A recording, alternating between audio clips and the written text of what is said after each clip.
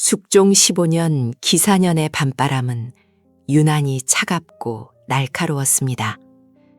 창덕궁의 깊은 후원, 사람의 발길이 끊긴 지 오래되어 이끼가 푸르게 덮인 폐우물가에는 을씨년스러운 정막만이 감돌고 있었습니다.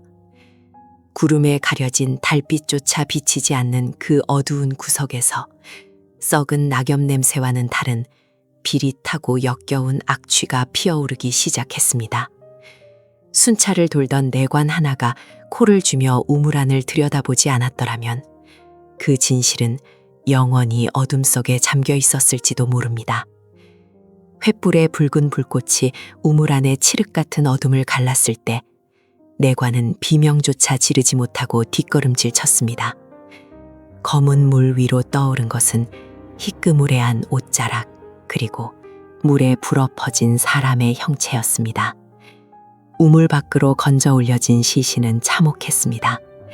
차가운 돌바닥 위에 널브러진 축축한 육신은 이미 부패가 진행되어 생전의 고운 얼굴을 알아보기 힘들 정도였습니다. 주변을 에워싼 나인들과 내관들은 입을 막은 채 고개를 돌렸고 웅성거리는 소리는 밤공기를 타고 불안하게 퍼져나갔습니다. 누군가는 귀신을 보았다고 했고 누군가는 역병이라 수군거렸습니다. 비켜라, 썩 물러들 서라. 나직하지만 위험 있는 목소리가 소란을 잠재웠습니다. 제조상궁 박씨였습니다. 그녀의 주름진 눈매는 냉철했지만 쥐고 있는 손은 미세하게 떨리고 있었습니다. 박상궁은 천천히 시신 앞으로 다가갔습니다.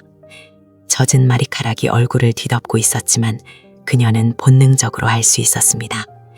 궁녀의 복색, 그리고 가녀린 손목. 박상궁이 몸을 굽혀 시신의 젖은 머리카락을 조심스럽게 쓸어 넘겼습니다. 퉁퉁 부어오른 얼굴은 낯설었지만 시신의 머리 뒤쪽 엉킨 머리카락 사이에 꽂혀있는 물건 하나가 횃불빛을 받아 서늘하게 반짝였습니다. 그것은 자개로 매화꽃잎을 수놓은 흑단 비녀였습니다. 박상궁의 숨이 턱 막혔습니다. 그것은 흔해 빠진 장신구가 아니었습니다. 바로 지난달 갓 입궁하여 윗전의 새순물을 담당하게 된 어린 나인 월아에게 박상궁이 직접 쥐어주었던 것이었습니다. 고향에 두고 온 어미 생각에 밤마다 눈물 짓던 그 아이를 달래며 궁에서 살아남으려면 독해져야 한다고. 하지만 마음 한구석 꽃 같은 심성은 잃지 말라고 건넸던 바로 그 비녀였습니다. 월아였습니다. 분명 월아였습니다. 하지만 박상궁의 머릿속은 혼란이로 뒤엉켰습니다. 어찌 네가 여기 있느냐? 어찌하여 네가 이 차가운 우물 속에 처박혀 있었단 말이냐? 그녀의 기억 속의 월아는 며칠 전 분명히 출궁 조치되었습니다. 급한 병환이라 했습니다. 열병이 심하여 더 이상 궐 안에 둘 수 없어 본가로 내보냈다는 보고를 박상궁 자신이 받았고 그에 따라 장부에 서명까지 했었습니다. 궁의 법도는 엄격하여 병자는 즉시 내보내는 것이 원칙이었기에 그녀는 안타까워하면서도 그저 아이가 무사히 완쾌하기만을 빌었습니다. 그런데 집으로 돌아가 어미의 간호를 받고 있어야 할 아이가 어째서 궐안 깊숙한 폐우물 속에서 시체가 되어 돌아왔단 말입니까? 박상궁은 떨리는 손으로 비녀를 뽑아들었습니다. 물기와 이끼가 묻어 미끈거리는 비녀를 옷소매로 꽉 쥐었습니다. 주위의 시선이 그녀에게 쏠렸지만 그녀는 짐짓 태연한 척 몸을 일으켰습니다. 그리고는 곁에 서 있던 어린 내관에게 낮게 명령했습니다. 이 아이의 신원을 확인할 때까지 아무도 함부로 입을 놀리지 못하게 하라. 그리고 당장 승정원 일기를 담당하는 주서에게 사람을 보내라. 내가 직접 기록을 확인해야겠다. 박상궁의 발걸음은 승정원으로 향했습니다. 밤은 깊어 삼경을 넘어서고 있었지만 그녀의 가슴 속에서 타오르는 의혹의 불길은 횃불보다 더 뜨거웠습니다. 승정원의 서고 안은 건조한 종이 냄새와 먹 냄새로 가득했습니다. 수많은 역사의 진실과 거짓이 뒤섞여 잠들어 있는 곳. 박상궁은 당직 주서를 깨워 며칠 전의 기록을 가져오게 했습니다. 사각거리는 종이 넘기는 소리가 적막한 방안을 채웠습니다. 박상궁의 눈동자가 빠르게 글자들을 훑어내려갔습니다. 그리고 마침내 그녀의 손가락이 특정 부분에서 멈췄습니다. 숙종 15년 모월 모일 세수간 나인 월하 급격한 열병으로 인하여 출궁을 명함. 먹물은 선명했습니다. 분눌리나는 망설임이 없었습니다. 공식적인 역사, 왕의 비서실에서 기록한 이 승정원 일기 안에서 월하는 병이 들어 살아서 제 발로 걸어나간 자였습니다. 이 기록이 참이라면 지금 우물가에 누워있는 저 차가운 시신은 존재해서는 안 되는 허상이었습니다. 하지만 박상궁의 소매 속 차갑게 식은 흑단 비녀는 엄연한 현실이었습니다. 누군가 거짓을 말하고 있었습니다. 아니, 누군가 거대한 붓을 들어 사람 하나를 역사 속에서 지워버리고 그 자리에 가짜 이야기를 써놓은 것입니다. 단순히 어린 궁녀 하나가 죽은 사건이 아니었습니다. 이것은 왕명 출납을 관장하는 승정원의 기록마저 조작할 수 있는 힘, 그 거대한 권력이 뒤에 도사리고 있다는 증거였습니다. 박상궁은 눈을 감았습니다. 월하의 해맑았던 미소가 떠올랐습니다. 윗전의 방을 청소하다가 무언가를 보았다며 겁에 질려 떨던 그날의 모습이 스쳐 지나갔습니다. 그때 박상궁은 아이의 입을 막으며 못 본 척, 못 들은 척하는 것이 궁에서 사는 법이라 일러주었습니다. 그 가르침이 아이를 죽음으로 몰아넣은 것일까 죄책감이 가슴을 후벼 팠습니다. 밖에서는 다시 차가운 바람이 문풍지를 때렸습니다. 우물 속에서 들려오지 못했던 월하의 비명은 이제 박상궁의 가슴 속에서 메아리치고 있었습니다. 기록된 역사와 발견된 시체 사이의 이 끔찍한 괴리. 붓으로 사람을 죽이고 종이로 진실을 덮으려 한 자들이 이 궁궐 어딘가에서 숨죽여 웃고 있을지 모릅니다. 박상궁은 일기장을 덮었습니다. 텅 소리가 서구 안에 무겁게 울려 퍼졌습니다. 그녀는 결심한 듯 입술을 깨물었습니다.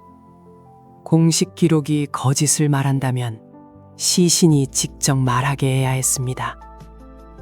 그녀는 다시 우물이 있는 후원으로 발길을 돌렸습니다. 어둠 속으로 걸어 들어가는 그녀의 뒷모습은 마치 거대한 폭풍 속으로 걸어 들어가는 듯 위태로워 보였지만 그 발걸음에는 더 이상 망설임이 없었습니다.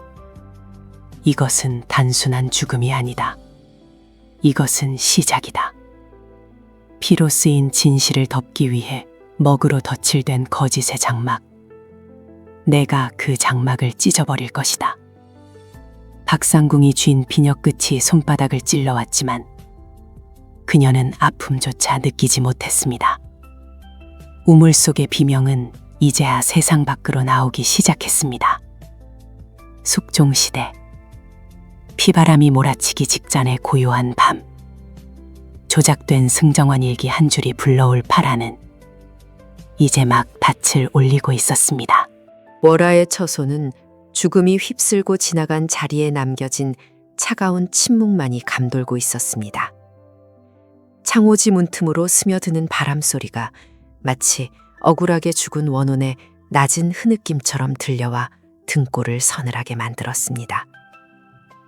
방 안의 공기는 쿰쿰한 먼지 냄새와 오래된 향 냄새, 그리고 묘하게 비릿한 피 냄새가 뒤섞여 숨을 쉴 때마다 폐부 깊숙이 불쾌감을 밀어넣었습니다.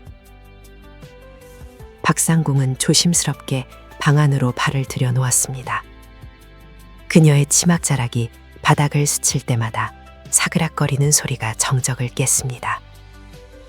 그녀의 뒤로는 사원부 감찰 민서윤이 팔짱을 낀 채 삐딱한 자세로 서 있었습니다. 그는 이미 이 방을 한번 훑어보았다는 듯, 혹은 이런 식의 수사가 지루하기 짝이 없다는 듯 냉소적인 표정을 짓고 있었습니다. 그의 눈매는 날카로웠지만 그 안에는 깊은 권태와 세상사에 대한 불신이 짙게 깔려 있었습니다. 감찰날이 혹시 빠뜨린 것은 없는지 다시 한번 확인해야 합니다. 박상궁이 단호하지만 낮게 깔린 목소리로 말하며 방 한가운데 놓인 작은 경대를 향해 다가갔습니다. 민 감찰은 코웃음을 쳤습니다. 빠뜨린 것이라니요. 이미 포졸들이 쥐잡듯이 쥐졌어. 나온 것이라고는 싸구려 놀이개 몇 개와 다 다른 빛, 그리고 곰팡내 나는 서책 몇 관뿐이었어. 궁녀의 방에서 대체 무엇을 더 기대한단 말이오? 그의 말투에는 죽은 이에 대한 연민보다는 귀찮은 일을 떠맡았다는 짜증이 묻어났습니다. 하지만 박상궁은 아랑곳하지 않았습니다. 그녀는 월아가 생전에 매일 들여다보았을 거울을 손가락으로 쓸어보았습니다. 먼지 앉은 거울 위로 그녀의 지문이 길게 남았습니다. 사내들은 보지 못하는 것이 있는 법입니다. 여인의 방에는 여인만이 읽을 수 있는 흔적이 남으니까요. 박상궁의 대꾸에 민 감찰은 혀를 차며 방구석에 놓인 낡은 반다지장을 발로 툭툭 쳤습니다. 그렇다면 어서 찾아보시오. 내 인내심이 바닥나기 전에. 이 귀퀴한 방구석에 오래 머물고 싶은 마음은 주어도 없으니. 민감찰은 뒷짐을 지고 창가로 다가가 짐짓 밖을 내다보는 척했지만 그의 시선은 박상궁의 손놀림을 예리하게 쫓고 있었습니다. 그는 결코 허술한 자가 아니었습니다. 다만 궁궐이라는 거대한 감옥 안에서 정의를 부르짖는 것이 얼마나 부질없는 짓인지 뼈저리게 알고 있을 뿐이었습니다. 박상궁은 월아의 이부자리를 살폈습니다. 홑 이불은 거칠게 개켜져 있었고 요는 한쪽이 눌려 있었습니다. 그녀의 시선이 멈춘 곳은 머리맡에 놓인 베개였습니다. 붉은색 비단으로 감싼 베개에는 원앙 2마리가 서로 마주보고 있는 수가 놓여 있었습니다. 궁녀는 평생 왕의 여자가 되어야 하기에 사가에서처럼 부부 금수를 상징하는 원앙 무늬를 함부로 쓰지 않는 법이었습니다. 기이했습니다. 박상궁은 홀린 듯 그 베개를 집어들었습니다. 묵직했습니다. 메밀 껍질이나 톱밥이 들어간 일반적인 베개와는 무게중심이 달랐습니다. 박상궁은 베개를 귓가에 대고 살짝 흔들어 보았습니다. 사그락, 사그락. 곡식이 부딪히는 소리 사이로 미세하게 바스락거리는 소리가 섞여 있었습니다. 종이였습니다. 아주 얇고 질긴 종이가 겹쳐서 비벼지는 소리였습니다. 박상궁의 눈동자가 흔들렸습니다. 감찰나리, 이리 와 보십시오. 그녀의 심상치 않은 목소리에 민 감찰이 고개를 돌렸습니다. 뭔가를 찾았소. 그가 성큼성큼 다가왔습니다. 박상궁은 베개의 옆구리 터진 솔기를 가리켰습니다. 누군가 급하게 꿰맨 듯 실밥이 엉성하게 튀어나와 있었습니다. 박상궁은 머리에 꽂고 있던 비녀를 뽑아 그 틈을 거칠게 뜯어냈습니다. 툭, 투둑. 실이 끊어지는 소리와 함께 베개 속이 쏟아져 나왔습니다. 하얀 메밀 껍질이 방바닥에 우수수 떨어지는 가운데 누렇게 바랜 종이 뭉치가 툭 하고 떨어졌습니다. 두 사람의 시선이 동시에 그 종이 뭉치에 꽂혔습니다. 민 감찰의 눈빛에서 권태가 사라지고 사냥감을 노리는 맹수의 번뜩임이 스쳐 지나갔습니다. 그는 재빨리 허리를 굽혀 종이 뭉치를 집어들었습니다. 꼬깃꼬깃하게 접힌 종이들은 사람의 체온을 오랫동안 머금은 듯 눅눅했습니다. 그는 떨리는 손으로 첫 번째 종이를 펼쳤습니다. 이건 언문이군. 민 감찰이 낮게 중얼거렸습니다.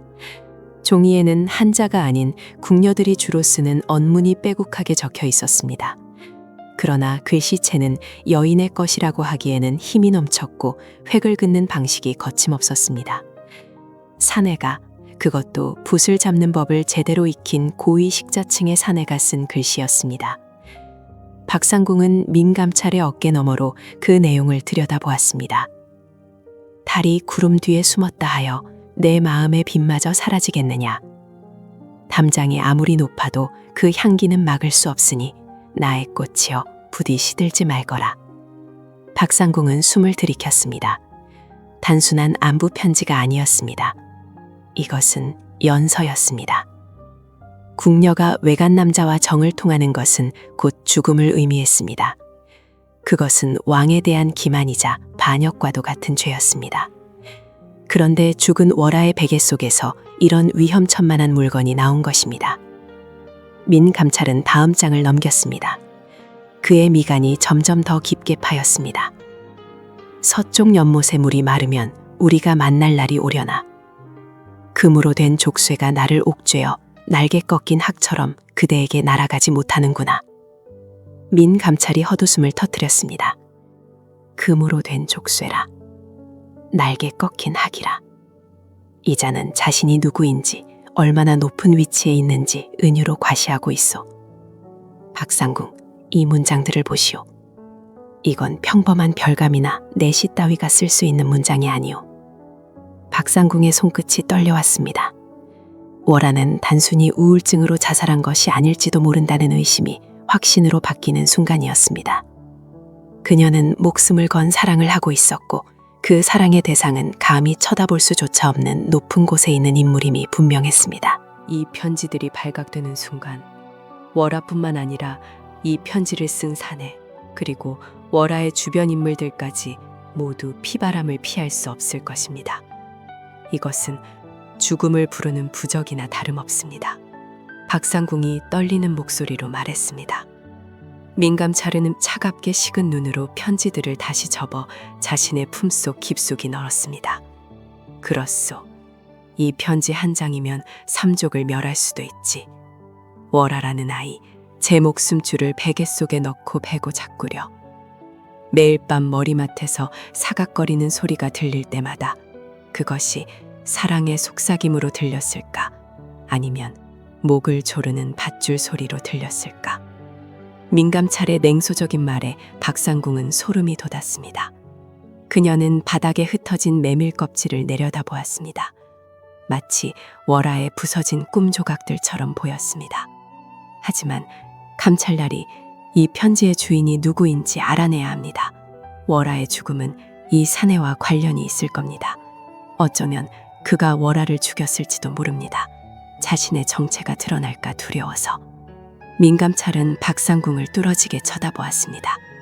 그의 눈동자 속에 비친 박상궁의 얼굴은 결의에 차 있었습니다.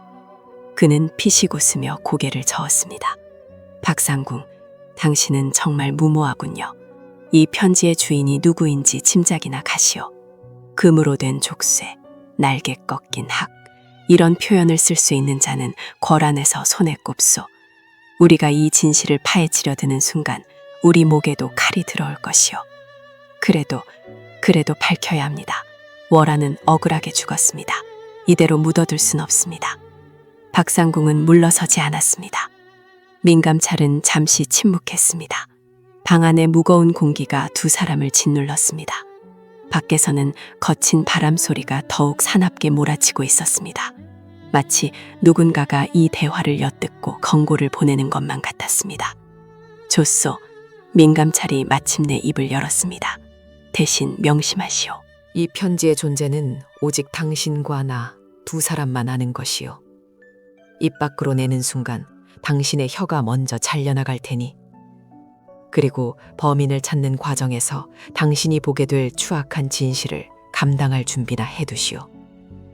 이 궐안의 연정이라는 것은 겉으로는 아름다운 시구절처럼 보이지만 그 속은 썩어 문드러진 시체와 다를 바 없으니. 민감찰은 품속의 편지를 다시 한번 확인하듯 가슴을 툭 치고는 방을 나섰습니다. 문이 열리자 차가운 밤바람이 훅 하고 밀려들어와 박상궁의 옷자락을 휘감았습니다. 촛불이 위태롭게 흔들리며 긴 그림자를 벽에 드리웠습니다. 박상궁은 홀로 남겨진 방 안에서 터진 베개를 멍하니 바라보았습니다. 월아, 대체 누구를 마음에 품었던 것이냐? 네가 품은 그 마음이 결국 너를 집어삼킨 불길이 되었구나. 그녀는 천천히 몸을 굽혀 흩어진 메밀 껍질을 한 줌 쥐었습니다. 손 안에서 바스락거리는 느낌이 서글펐습니다.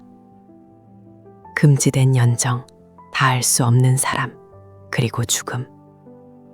모든 것이 베개 속 깊은 곳에 숨겨져 있던 비밀이었습니다. 이제 판도라의 상자는 열렸습니다. 박상궁은 주먹을 꽉 쥐었습니다. 이 비극의 끝이 어디인지, 그 끝에 서 있는 자가 누구인지 반드시 자신의 두 눈으로 확인하리라 다짐했습니다. 어둠 속에서 그녀의 눈빛만이 촛불보다 더 뜨겁게 타오르고 있었습니다. 의금부의 지하 감옥은 언제나 습하고 무거운 공기로 가라앉아 있습니다. 피와 녹슨 쇠 냄새가 뒤섞인 이곳은 죄 지은 자들의 비명과 억울한 자들의 한숨이 벽마다 스며들어 들어서는 순간부터 사람의 길을 꺾어놓곤 합니다. 흔들리는 횃불 그림자가 춤을 추듯 벽을 타고 흐르는 그 어둠 속에 창백하게 질린 얼굴 하나가 덩그러니 놓여 있습니다. 아직 솜털이 채 가시지 않은 앳된 얼굴의 내시 명수입니다. 월화와 동양 출신으로 어린 시절부터 오누이처럼 자랐다는 그는 지금 공포에 질려 사시나무 떨듯 몸을 떨고 있습니다. 네가 월화를 죽였느냐? 낮고 차가운 신문관의 목소리가 지하 감옥의 정적을 가릅니다. 명수는 고개를 세차게 저으며 부정하지만 그의 눈동자는 초점을 잃고 흔들립니다. 사건 당일 밤 월화의 처소 근처에서 서성이는 너를 본 목격자가 있다. 네가 그녀를 연모하여 밤늦게 찾아갔다가 거절당하자 홧김에 목을 조른 것이 아니냐. 추궁이 이어질수록 명수의 호흡은 거칠어집니다. 내시의 몸으로 궁녀를 연모하는 것은 그 자체로도 중죄이나 살인이라는 더 큰 멍해 앞에서는 차라리 그 마음을 들키는 것이 나을지도 모릅니다. 하지만 명수는 입을 굳게 다문 채 눈물만 뚝뚝 흘릴 뿐입니다. 말을 해야 산다. 네가 죽이지 않았다면 그 시각 그곳에서 무엇을 하고 있었는지 증명해라. 으름장이 놓이자 명수가 비로소 쉰 목소리를 토해냅니다. 아닙니다. 저는 죽이지 않았습니다. 저는 그저 월화가 부탁한 물건을 전해주러 갔을 뿐입니다. 그리고 망을 봐주었습니다. 그의 입에서 나온 말은 뜻밖입니다. 망을 봐주었다니 그것은 월화가 누군가와 밀회를 즐기고 있었다는 뜻인가? 단순한 치정살인으로 결론 지어지는 듯했던 순간 명수의 다음 말이 수사의 방향을 완전히 뒤틀어버립니다. 아니요, 남자가 아니었습니다. 월화는 기도를 올리고 있었습니다. 기도라니. 명수는 두려움에 질린 눈으로 주위를 살피더니 마치 입 밖으로 내서는 안 될 금기를 말하는 것처럼 목소리를 낮춥니다. 궁궐 가장 깊숙한 곳, 버려진 전각 뒤편의 숲속에서 월화뿐만 아니라 다른 나인들도 모여 있었다고 합니다. 그들은 촛불을 켜고 향을 피우며 무언가를 간절히 빌고 있었습니다. 그것은 왕실의 안녕을 비는 공식적인 제례도 아니었고 불가에 귀의하여 올리는 불공도 아니었습니다. 명수의 떨리는 입술 사이로 흘러나온 단어는 충격적입니다. 그들은 저주를 막고 사랑을 이루어준다는 무녀를 모시고 있었습니다. 순간 취조실의 공기가 한층 더 싸늘하게 얼어붙습니다. 유교를 숭상하고 괴력난신을 배격하는 조선의 궁궐 안에서 모속신앙을 끌어들여 사사로운 제사를 지내는 것은 단순한 규율 위반을 넘어선 대역죄에 가까운 행위입니다. 게다가 무녀를 불러들였다니 이는 곧 사악한 주술이 궁 담장을 넘었다는 뜻입니다. 단순한 살인사건이라 여겼던 월화의 죽음 뒤에 음습하고 거대한 그림자가 도사리고 있었음이 드러나는 순간입니다. 명수의 고백은 계속됩니다. 월화는 사랑하는 사람이 있었다고 합니다. 하지만 그 상대는 이루어질 수 없는 사람, 혹은 궁녀의 신분으로 감히 마음에 품어서는 안 될 높은 분이었을지도 모릅니다. 그녀는 그 사랑을 이루기 위해 혹은 그 사랑을 지키기 위해 금지된 힘에 손을 뻗은 것입니다. 그날 밤 명수가 망을 보는 사이 숲속에서는 기이한 주문 소리와 함께 매캐한 향 냄새가 진동했다고 합니다. 붉은 실로 묶인 지푸라기 인형, 정체불명의 부적들, 그리고 하얀 소복을 입고 춤을 추던 여인들의 그림자. 명수는 그 광경이 너무도 기괴하고 무서워 차마 가까이 가지 못하고 멀찌감치 떨어져 있었다고 털어놓습니다. 제가 본 것은 월화가 무녀에게 무언가를 건네는 모습이었습니다. 비단 주머니 같기도 하고 서찰 같기도 했습니다. 그리고 얼마 지나지 않아 비명소리가 들렸고 저는 겁이 나서 도망쳤습니다. 제가 도망치지만 않았어도 월화가 그렇게 차가운 주검으로 발견되지는 않았을 텐데 명수는 바닥에 이마를 찌으며 오열합니다. 그의 눈물은 거짓이 아닌 듯합니다. 하지만 그의 진술은 사건을 전혀 다른 국면으로 끌고 갑니다. 월화를 죽인 범인은 치정에 얽힌 남자가 아니라 그 비밀스러운 회합에 참여했던 다른 누군가, 혹은 그들의 비밀을 지키려 했던 무녀일 수도 있다는 가능성이 제기됩니다. 아니면 그들이 불러들인 사악한 기운이 끔찍한 비극을 불러온 것일까요? 이제 이 사건은 일개 궁녀의 죽음이 아닙니다. 궁궐 내부 엄격한 규율의 틈새에서 자라난 이단의 싹을 잘라내야 하는 중대한 사안이 되었습니다. 신문관은 붓을 들어 조서의 새로운 내용을 적어내려 갑니다. 무녀, 비밀 회합, 주술. 글자 하나하나가 먹물보다 더 검고 깊은 어둠을 머금고 있습니다. 당장 금군을 소집하라. 신문관의 명령이 떨어집니다. 명수가 지목한 그 버려진 전각, 오랫동안 사람의 발길이 닿지 않아 잡초만 무성하다는 그곳을 덮쳐야 합니다. 월하가 죽던 날 밤 그곳에 모였던 나인들이 누구인지, 그들이 모시던 무녀의 정체가 무엇인지 밝혀내야만 합니다. 단순한 호기심이나 간절함으로 시작된 일일지라도 궁궐 안에서 사수를 행한 죄는 피로 씻어라 할 만큼 무겁습니다. 감옥을 나서는 수사관들의 발걸음이 급해집니다. 밤하늘에는 먹구름이 잔뜩 끼어 달빛조차 흐릿합니다. 마치 궁궐 안의 도살인 비밀을 감추려는 듯 바람이 스산하게 불어와 옷깃을 여미게 만듭니다. 횃불의 불꽃이 바람에 거칠게 일렁이며 춤을 춥니다. 그 불빛 아래 수십 명의 군사들이 은밀하게 움직이기 시작합니다. 그들의 목표는 후원 깊숙한 곳, 잊혀진 사당입니다. 한편 명수는 다시금 차가운 감옥 바닥에 홀로 남겨집니다. 그의 머릿속에는 월하의 마지막 웃는 모습이 스쳐 지나갑니다. 오라버니, 이번 기도만 효험을 보면 그분께서 저를 돌아봐 주실 거야. 그렇게 말하며 희미하게 웃던 그녀의 얼굴은 순수하면서도 어딘가 들떠 보였습니다. 그 간절함이 독이 되어 자신을 찌를 줄은 꿈에도 몰랐을 것입니다. 명수는 자신의 비겁함을 자책하며 흐느낍니다.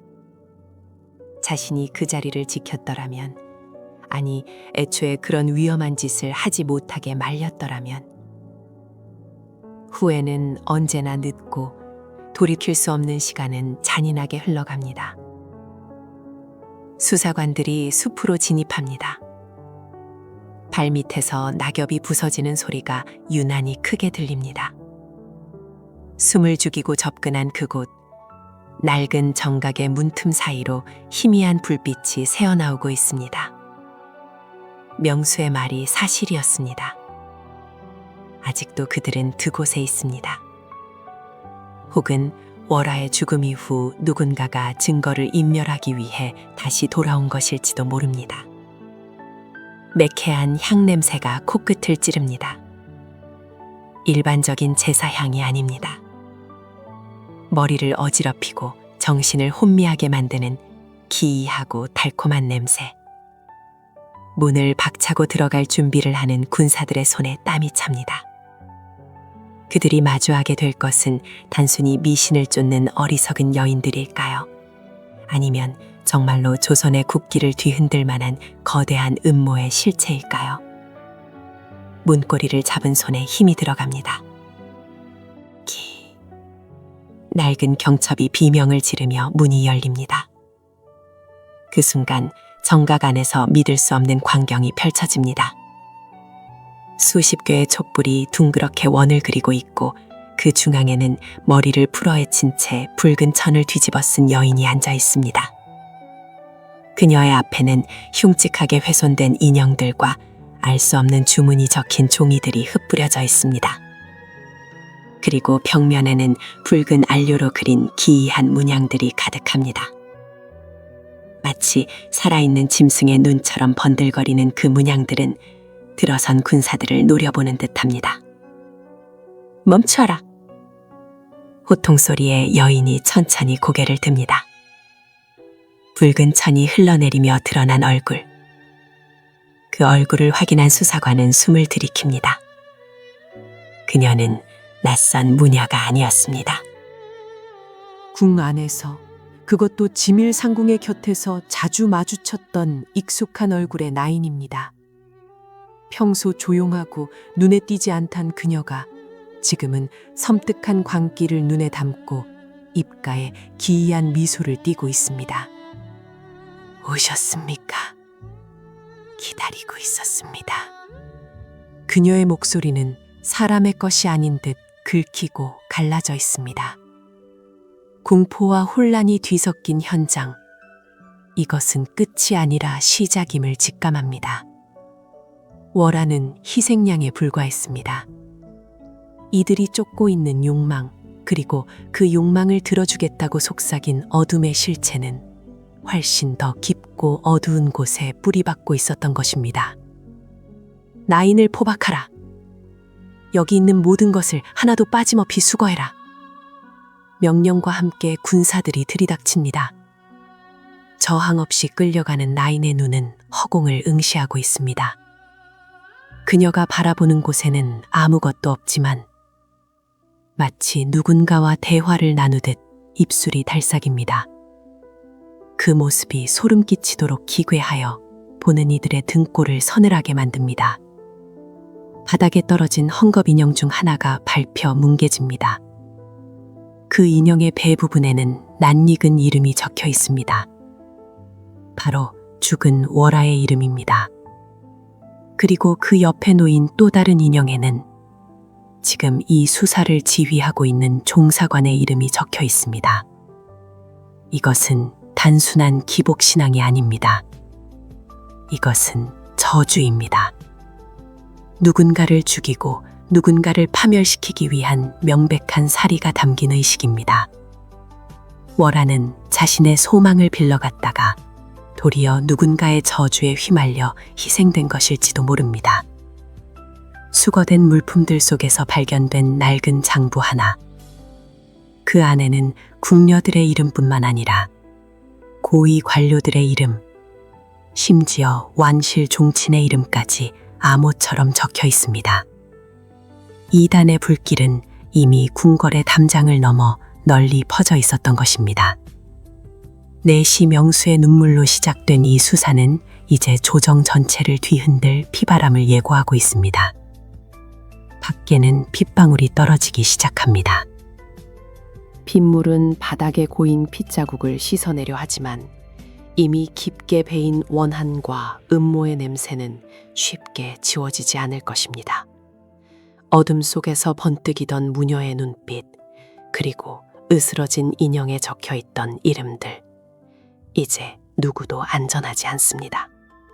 궁궐이라는 거대한 감옥 안에서 보이지 않는 칼날들이 서로를 겨누고 있습니다.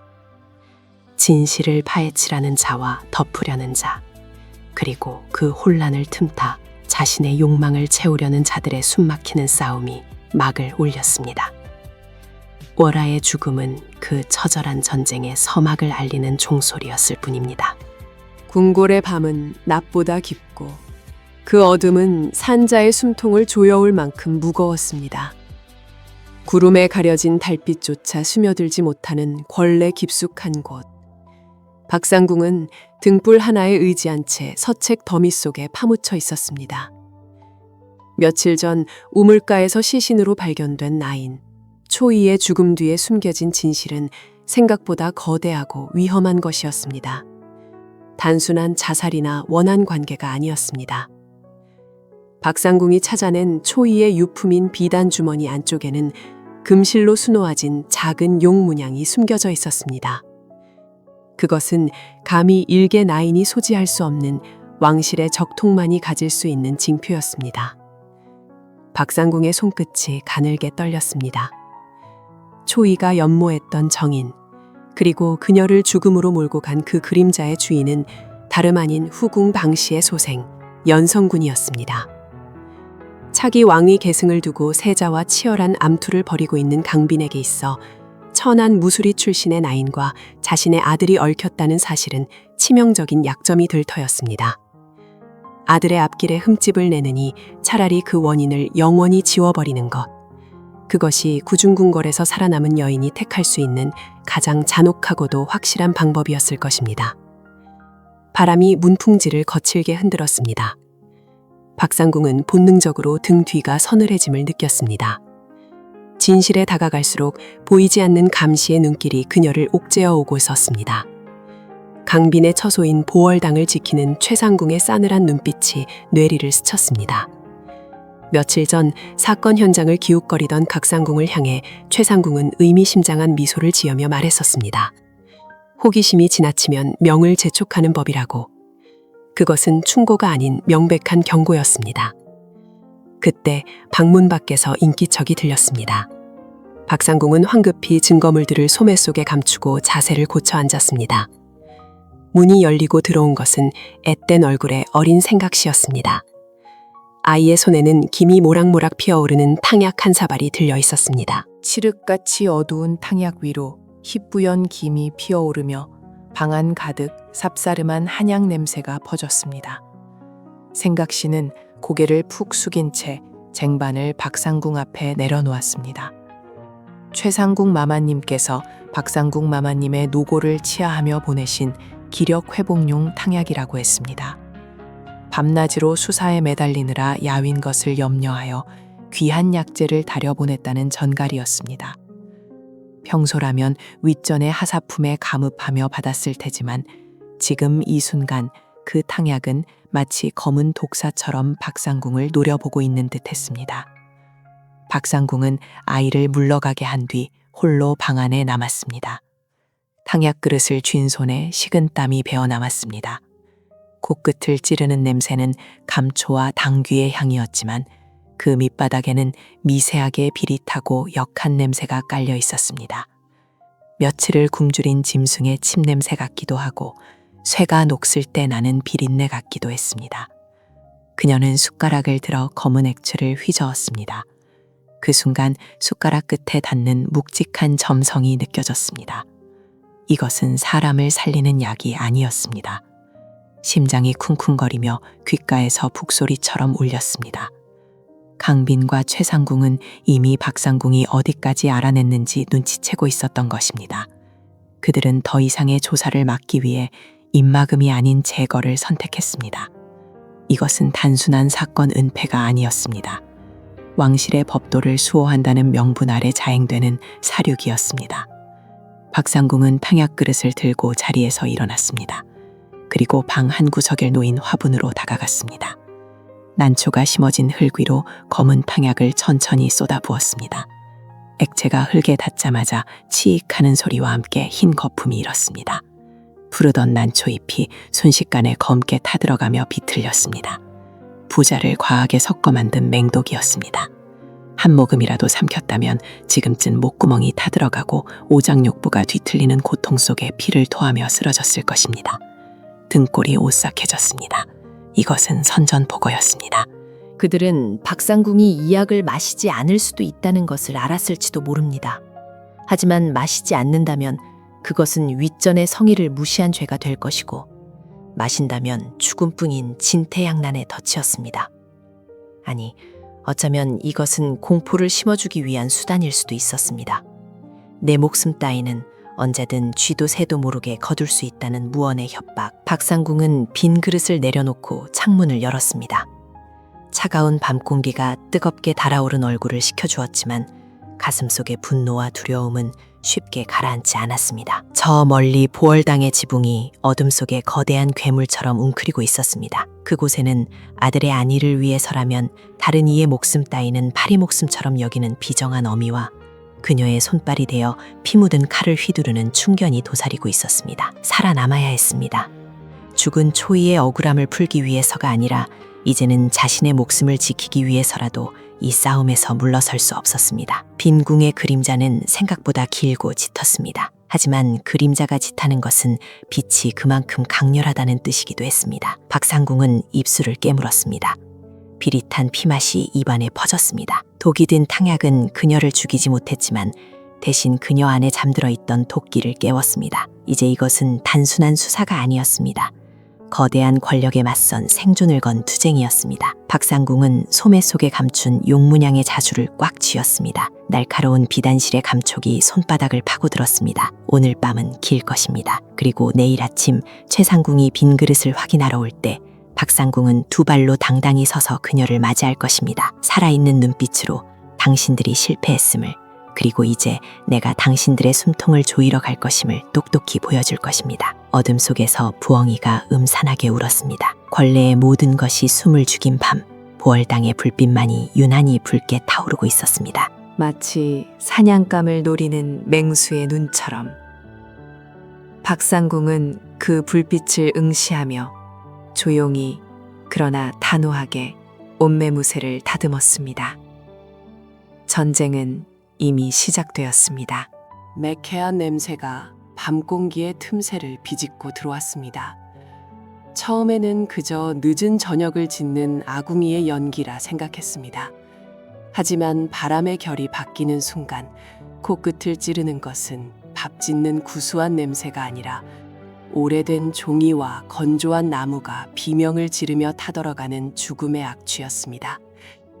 의금부 서고 쪽 하늘이 붉게 물들고 있었습니다.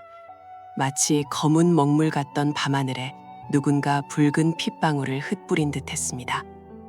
민 종사관은 손에 쥐고 있던 붓을 내던지고 밖으로 뛰쳐나갔습니다. 다급한 발소리가 회랑을 올렸고 당직 병사들의 고함이 터져나오기 시작했습니다.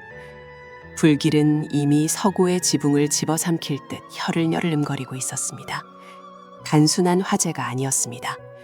바람이 불지 않는 밤이었음에도 불길은 기이할 정도로 빠르게 그리고 정확하게 증거물이 보관된 별채만을 휘감고 있었습니다. 누군가 기름을 부었습니다. 그것도 아주 많이. 민 종사관은 불타는 서고를 향해 몸을 날렸습니다. 뜨거운 열기가 벽처럼 그를 막아섰지만 그는 소매로 코와 입을 가린 채 불길 속으로 뛰어들려 했습니다. 그 안에는 지난 수달간 목숨을 걸고 수집해온 장부들이 있었습니다. 썩어빠진 조정의 환부를 도려낼 유일한 칼날이 지금 저 불길 속에서 한 줌의 재로 변해가고 있었습니다. 안 됩니다. 저것이 타버리면 모든 것이 끝납니다. 그가 절규하며 불길 속으로 한 발짝 내디뎠을 때 누군가의 손이 그의 뒷덜미를 억세게 잡아채 뒤로 내동댕이 쳤습니다. 바닥에 거칠게 넘어진 민종사관이 고개를 들자 불길에 비친 그림자 속에서 박상궁의 서늘한 눈빛이 내려다보고 있었습니다. 그녀의 얼굴은 평소와 다름없이 차분했으나 눈동자 속에는 타오르는 불길보다 더 뜨거운 분노가 일렁이고 있었습니다. 이 불은 끄라고 지른 불이 아닙니다. 보라고 지른 죄입니다. 박상궁의 낮고 단호한 목소리가 화마의 굉음 사이를 뚫고 들어왔습니다. 민 종사관은 붉게 충혈된 눈으로 그녀를 노려보며 소리쳤습니다. 지금 무슨 소리를 하는 겁니까? 저 안에 우리가 찾은 모든 것이 있습니다. 저게 사라지면 놈들의 죄도 사라지는 겁니다. 비키십시오. 민종사관이 다시 일어나려 했지만 서구의 대들보가 굉음과 함께 무너져 내렸습니다. 불똥이 눈처럼 흩날리며 마당을 덮쳤습니다. 기왓장이 깨지는 소리가 마치 역사가 무너지는 비명처럼 들렸습니다. 이제는 누구도 들어갈 수 없었습니다.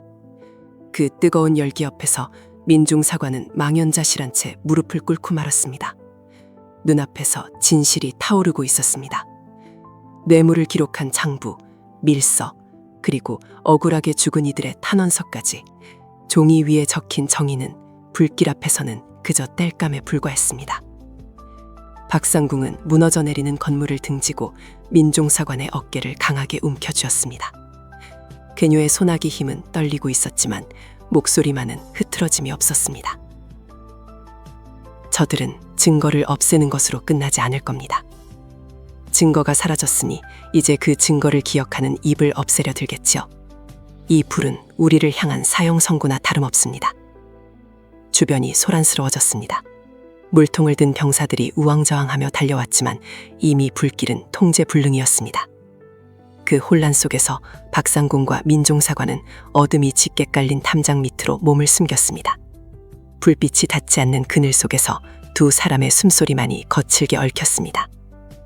민종사관은 주먹으로 흙바닥을 내리쳤습니다. 손등이 까져 피가 배어나왔지만 고통은 느껴지지 않았습니다. 어떻게 이럴 수가 있습니까? 대궐 한복판입니다. 왕의 눈과 귀가 닿는 곳에서 어떻게 이런 대당한 짓을 벌인단 말입니까? 박상궁은 타오르는 불길을 응시하며 씁쓸하게 읊조렸습니다. 왕의 눈을 가리고 귀를 막은 자들이니까요.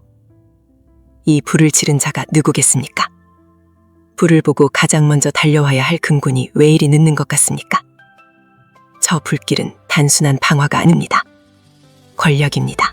우리에게 경거망동하지 말라고 닥치고 죽은 듯이 살라고 협박하는 권력의 실체입니다. 재가 되어 날리는 종이 조각 하나가 민 종사관의 어깨 위에 내려앉았습니다. 그는 그것을 털어낼 생각조차 하지 못한 채 입술을 깨물었습니다. 그럼 이대로 물러서라는 말입니까?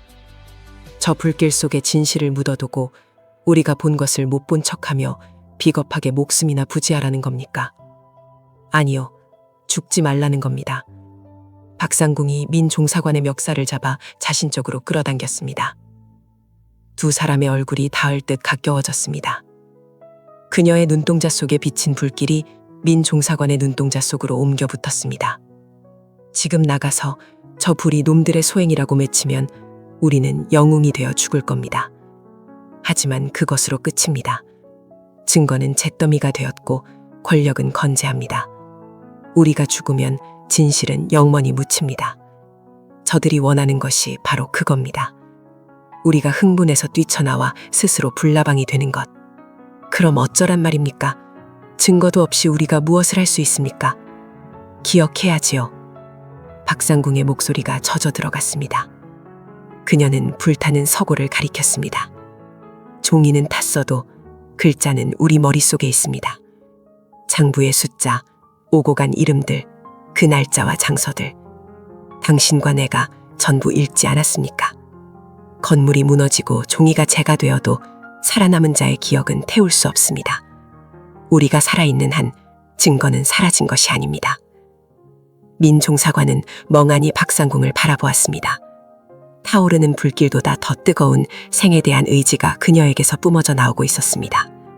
살아남는 것, 부겁하게 숨는 것이 아니라 훗날을 위해 치욕을 삼키고 어둠 속으로 스며드는 것.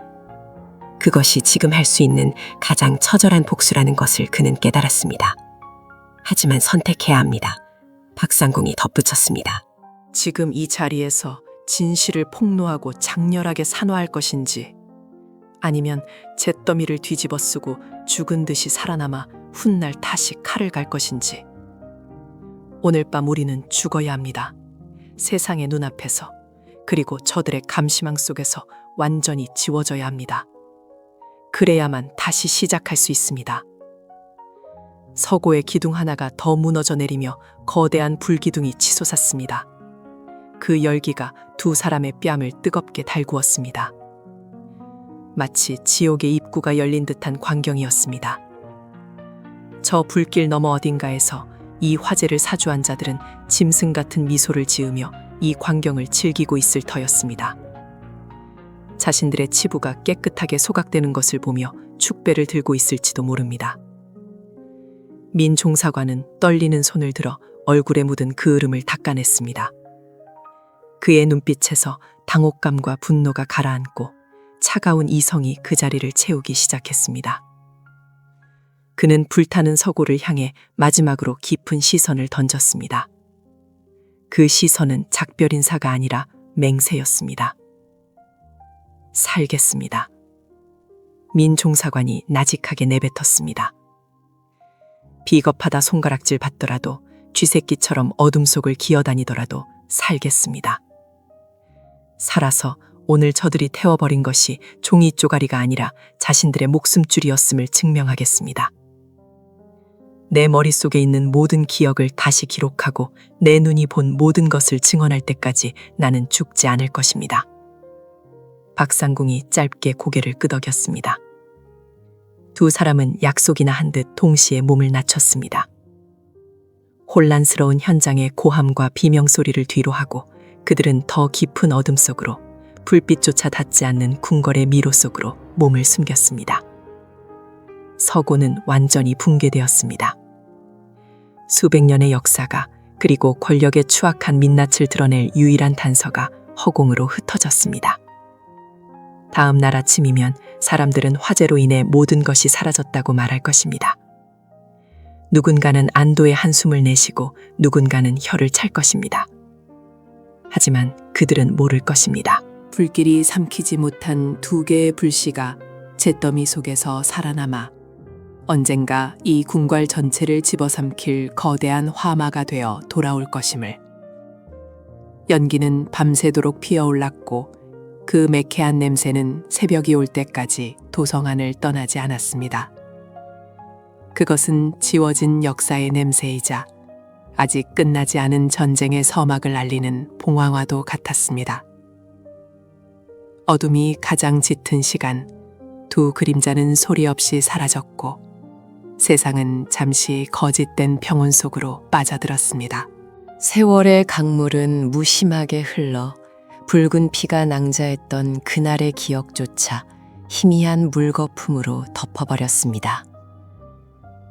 궁궐의 기와지붕 위로 수만 번의 해가 뜨고 졌으며 갓 들어온 어린 나인들은 감히 고개를 들어 하늘을 볼 생각조차 하지 못한 채 종종 걸음으로 회랑을 오갈 뿐이었습니다. 왕조의 공식적인 기록인 실록 그 어디에도 그날 밤 우물가에서 벌어진 참혹한 비극은 단 한 줄도 남아있지 않았습니다.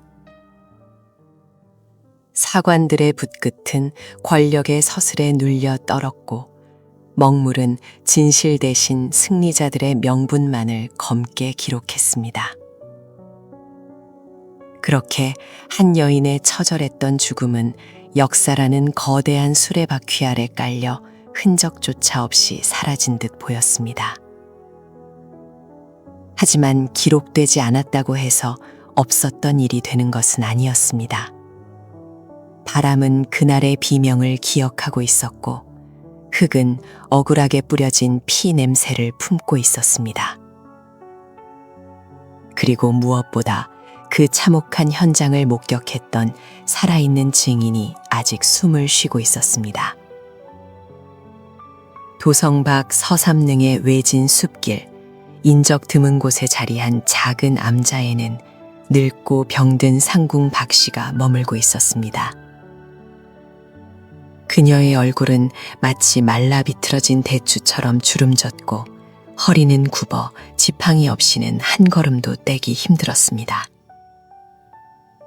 그러나 흐릿한 눈동자 깊은 곳에는 아직 꺼지지 않은 불씨 같은 기억이 일렁이고 있었습니다.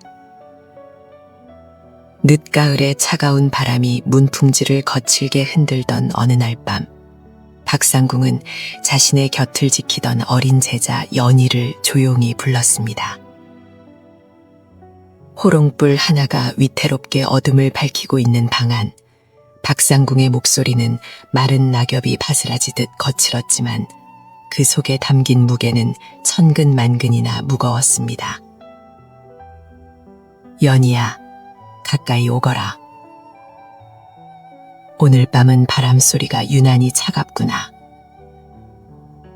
이런 날이면 내 뼈마디가 쑤시는 것은 늙음 탓이 아니라 잊히지 않는 그날의 냉기 때문일 게다. 내가 언젠가 내게 물었지. 왜 궁궐의 북쪽 우물 근처에는 얼씬도 하지 말라 이르셨냐고. 왜 늙은 나인들이 그곳을 지날 때면 귀를 막고 걸음을 재촉하느냐고 말이다. 어린 연희는 침을 꼴깍 삼키며 늙은 스승의 입술을 주시했습니다. 박상궁은 잠시 숨을 고르더니 마치 봉인된 항아리의 뚜껑을 열듯 무겁게 입을 떼었습니다. 사관들은 적지 않았다. 승정원 일기에도 그 없던 문서에도 그날 밤의 일은 없다. 그들은 그저 역적을 토벌하고 나라의 기강을 바로 세웠다고만 썼지. 허나 진실은 먹물로 지울 수 있는 게 아니다. 내 눈으로 똑똑히 보았다. 달빛조차 구름 뒤로 숨어버린 그 캄캄한 금은밤. 하얀 소복을 입은 그분이 머리채를 잡힌 채 질질 끌려가던 모습을 말이다. 박상궁의 손이 가늘게 떨렸습니다. 그녀는 허공에 손을 뻗어 마치 그날의 잔상을 잡으려는 듯 허우적거렸습니다. 비명조차 지르지 못하게 입에는 재갈이 물려 있었다. 그분의 눈동자는 공포를 넘어선 체념, 아니 세상을 향한 저주로 가득 차 있었어. 그분은 왕의 여자가 되기 전에는 그저 꽃을 좋아하는 맑은 처녀였을 뿐인데 권력이라는 괴물이 그분을 집어삼키고는 몇 가지 뱉어내려 했다. 사람들이 그분을 둘러싸고 섰던 곳이 바로 그 북쪽 우물가였다. 깊고 어두운, 한 번 빠지면 다시는 세상 빛을 볼 수 없는 그 차가운 구렁텅이 말이다. 박상궁의 이야기가 깊어질수록 방 안의 공기는 서늘해졌습니다. 연희는 무서움에 어깨를 움츠렸지만 박상궁의 이야기에 홀린 듯 귀를 기울였습니다. 그것은 단순한 옛날 이야기가 아니었습니다. 비늠새가 진동하는 생생한 살육의 현장이었습니다. 그들은 망설임이 없었다. 살려달라 애원하는 눈빛을 외면한 채 건장한 사내들이 그분을 들어올려 우물 속으로 던져버렸지. 첨벙 하는 소리가 어찌나 크게 들리던지 내 심장이 그 순간 멈추는 줄 알았다. 그런데 더 무서운 것은 그 다음이었다. 우물 속에서 물장구 치는 소리가 들리고 막힌 목구멍으로 크크거리는 시냇이 새어나오는데 그들은 준비해둔 큰 돌덩이들을 그 위로 쏟아부었다. 하나, 둘, 셋. 둔탁한 소리가 날 때마다 아래에서 들려오던 삶의 소리는 점차 잦아들었고 마침내 지독한 정적만이 남았단다. 박상궁은 잠시 말을 멈추고 거친 기침을 토해냈습니다. 연희는 덜덜 떨리는 손으로 물그릇을 건넸지만 박상궁은 고개를 저으며 이야기를 이어갔습니다. 그들은 우물을 흙으로 메워버렸다. 그리고 그 위에 평평한 돌을 얹어 마치 처음부터 우물이 없었던 것처럼 위장했지. 다음 날 아침 아무 일도 없었다는 듯 궁궐은 평온했다. 사람들은 그분이 급병으로 죽어 궐 밖으로 나갔다고 수근거렸지만 진실을 아는 이들은 모두 입을 다물었다. 입을 여는 순간 그 우물 속으로 들어가게 될 테니까. 하지만 연희야, 원한은 흙으로 덮는다고 덮어지는 게 아니란다. 그해 여름 장마가 시작되던 날부터 이상한 일이 벌어졌다. 메워버린 그 우물터에서 붉은 물이 솟아오르더구나. 빗물에 섞인 진흙물이라고 우겼지만 그건 분명 피비린내였다. 그리고 밤마다 곡소리가 들려왔어. 내 아이를 돌려다오, 내 목숨을 돌려다오 하는 소리가 궁궐 담장을 넘어 이곳 서삼릉까지 울려 퍼졌다. 박상궁의 눈빛이 기이하게 빛났습니다. 그녀는 연희의 손을 꽉 잡으며 힘주어 말했습니다. 사람들은 그것을 귀신의 장난이라 여겨 구슬하고 부적을 붙였지만 소용없었다. 그건 귀신이기 이전에 짓밟힌 인간의 절규였으니까. 내가 이 늙은 몸을 이끌고 굳이 너에게 이 이야기를 해주는 이유가 무엇인지 아느냐? 역사책은 승리한 자들의 전리품이다. 그들은 자신들의 치부를 감추기 위해 거짓을 기록하고 약한 자들의 고통을 지워버린다. 만약 나조차 입을 다물고 죽어버린다면 그분의 억울한 죽음은 영영 어둠 속에 묻히고 말 것이다. 연희야, 너는 이 이야기를 기억해야 한다. 이것은 권한의 높은 분들이 적은 역사가 아니다. 백성들의 입에서 입으로 밤과 바람을 타고 전해지는 야사다. 훗날 내가 늙어 또 다른 아이에게 이 이야기를 전해다오. 북쪽 우물가에 비가 내리면 들려오는 그 곡소리가 단순한 빗소리가 아님을, 권력의 비정함에 희생된 한 여인의 피눈물임을 말이다. 그렇게 해서라도 우리는 기억해야 한다. 그래야 그 원혼이 남아 잠시 쉴 곳을 찾지 않겠느냐. 박상궁의 목소리가 잦아들자 밖에서는 다시 거센 바람이 불어닥쳤습니다. 문풍지가 찢어질 듯 울어대었고 멀리 서삼릉의 소나무 숲이 웅웅거리며 흔들렸습니다. 그 소리는 마치 박상궁이 이야기한 우물 속 여인의 통곡처럼 들려 연희는 등골이 오싹해짐을 느꼈습니다. 그날 밤 박상궁은 긴 이야기를 마치고 깊은 잠에 빠져들었습니다. 어쩌면 다시는 깨어나지 못할 긴 잠일지도 몰랐습니다. 하지만 그녀가 남긴 이야기는 어린 여의의 가슴 속에 붉은 낙인처럼 찍혔습니다. 공식적인 역사에서는 철저히 배제되고 삭제된 진실, 왕의 업적을 칭송하는 화려한 기록 뒤편, 썩어 문드러진 웅덩이 속에서 피어난 이 서글픈 진실은 이제 우물가 귀신 이야기라는 이름의 야사가 되어 세상에 남게 되었습니다. 시간이 흘러 연희가 자라나고 그녀 또한 백발의 노파가 되었을 때 서삼릉 근처 마을에는 여전히 기묘한 소문이 떠돌았습니다. 비 오는 밤이면 숲속 폐우물가에서 구슬픈 여인의 울음소리가 들린다는 괴담이었습니다. 아이들은 이불을 뒤집어 쓰고 무서워하면서도 그 이야기를 듣고 싶어 졸랐습니다. 역사는 그 여인을 잊었지만 이야기는 그녀를 살려냈습니다. 사람들은 두려움 속에 전해지는 그 귀신 이야기를 통해 아주 오래전 권력에 의해 억울하게 희생된 한 인간의 고통을 무의식 중에 기억하고 있었던 것입니다. 진실은 때로 정사의 엄숙한 문장이 아니라 할머니의 무릎을 베고 듣던 옛날 이야기 속에 더 선명하게 살아 숨쉬는 법입니다. 서삼릉 숲을 스치는 바람 소리에 귀를 기울여 보십시오. 들리지 않으십니까? 기록되지 못한 자들의 슬픈 곡소리가. 잊지 말아 달라고, 제발 이 원통함을 기억해 달라고 읊조리는 그 끈질긴 속삭임이 오늘도 서삼릉의 밤은 깊어가고 어둠 속에서 진실은 야사가 되어 영원히 떠돌고 있습니다.